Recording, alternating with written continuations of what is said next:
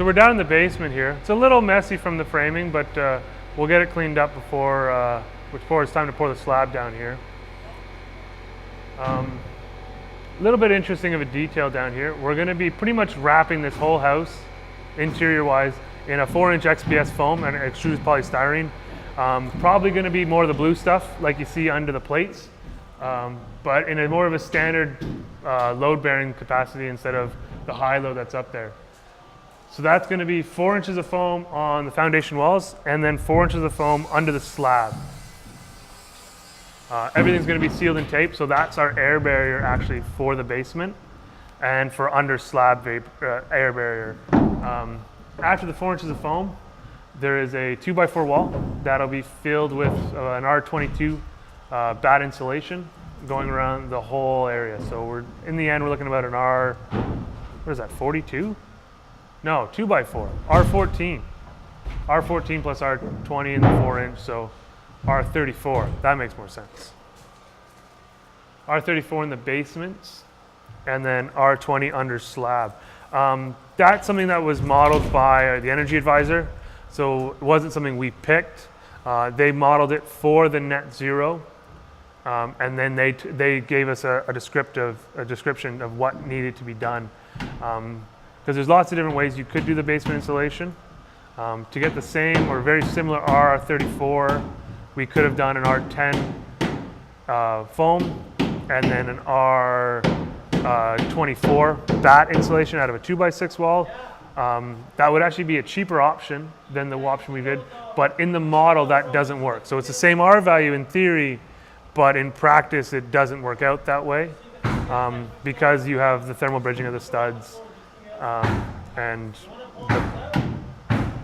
things the building science guys can tell you, and that's why we hire them. And they gave us a model to meet the net zero standard, which is the 4 inches of foam and the 4-inch or 3.5 inches of bat insulation. And that's something that is going to change by climate, going to change by region. Your solar heat gain, all those math, all the calculations they put into it to get that. But after the foam is in, we can then go ahead and pour a slab down here. Slab will get poured right after the roof gets put on. That is to make sure that the slab stays in pretty good condition. If you pour a slab earlier than that, which you can do and we have done, your slab's going to get a little beat up. It's going to have things dropped on it. It's going to have possible, the worst case scenario would be ice buildup, which can actually induce some spalling on the slab that will kind of break it up a little bit on the surface. So if you want a nice finished looking slab, you have to just wait a little bit longer. And that's okay, because our plumber's got to come in. He's got to do all his trenching for his drains. Before that, there's no in-slab electric here. There's no in-slab plugs, just plumbing. So that'll happen just before the roof goes on. And then a couple days after the roof goes on, we'll be pouring a slab down here. And then in that time, we can then send down the framers. As they finish up the roof, they can then frame up the basement. Pretty big space down here, especially now that we got the 9-foot ceilings, which is pretty great. It's going to make it look like a much more livable space. Not a ton of windows down here because they're going for more of the media room and quiet areas of the house versus have massive natural light down here. We've also got lots of storage in the back corner as well as mechanical, and then big media space, pantry, and then we'll have our flight of stairs up here to the first floor. Wait, is that right?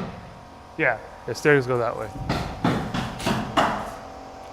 Pretty large steel beam in the basement here just to get the span. Again, that's something your engineer is going to spec for you based on your span.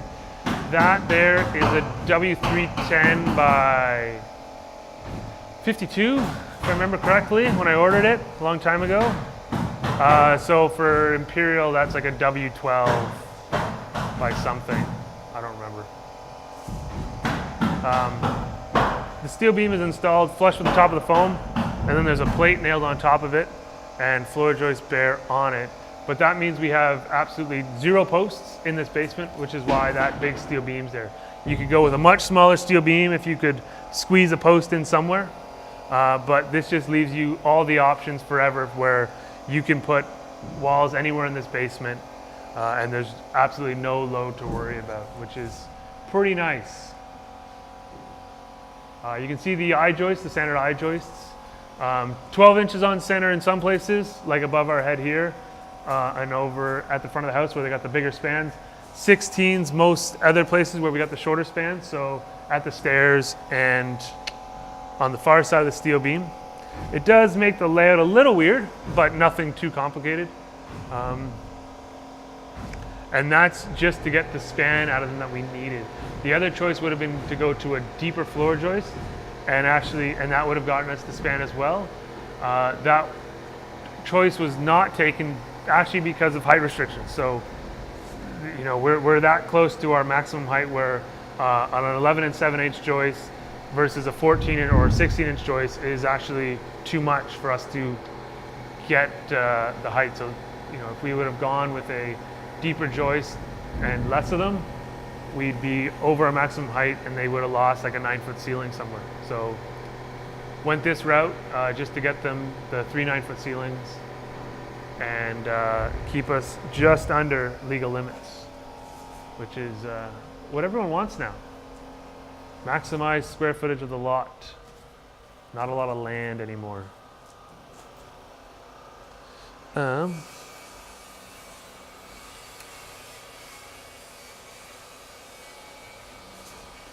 of a mess down here. A little bit of weeping tile there sitting coiled up. That is the weeping tile coming into the house. It then gets connected and out the storm line through the backflow. That way we never have issues with the storm sewer backing up into our weeping tile, which is a nice thing to not have happen. You've also got the sanitary line coming in over there and water. So those are all services that are going to be pumped in under your footing before backfill, before foundation, before footing even. That's when you excavate the hole, your excavator is going to run that all in for you. The services you won't see there is gas. Gas is going to be hooked up in a much later date. This house actually doesn't have gas, I guess I should say. But if you were building a house, you don't run gas that early. Gas would go in much later. No one wants to have the liability of, you know, heavy equipment running into the gas or hitting it, damaging it, having a leak. That's big money. So your gas utility supplier will actually connect that in much later, much closer to the finish date when they mount the meter. Same thing with electric. If you do want underground service for electric, again, we don't have that here because our utilities are actually on the far side of the road here. So we would have to do a full road cut to run utilities underneath. And the decision was to not pay for that, just to have that utility under the road. The other issue is if the utility is run or your electric is run under your ground, it's your liability. So the line that goes under the ground up the pole is you. If the line comes from the pole to the house through the air, that's the hydro company, or around here hydro, but your utility supplier, that's their line. So if it ever comes down, they fix it. If your line underground ever breaks, you fix it. And if it's running under the road, that's a lot of money. The other issue with electric around here is you don't run your hydro in a conduit around here. You'd have a conduit down the pole and to the house, but then they'd have what they call a frost loop, which is where the line comes out of the conduit and then into another conduit and then up the foundation wall. And that is done around here for frost movement. But that also means that you don't have a straight run of conduit from your house to the utility pole to refish a wire. So every single time that an issue happens, you would have to dig to the conduit that's under the road, then fish back up. Which is fun when someone cuts your hydro line the day before hydro hooks up, which I had happen once.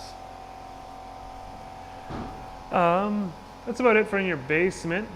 Hydro will come in over there, water comes in over there, sewer and sanitary, or sanitary and storm goes out over there. That's about it.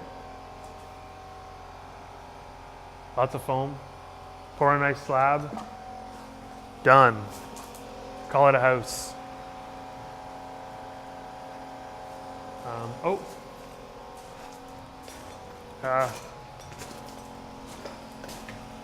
This weeping tile coming in through the window, all that is for your window wells.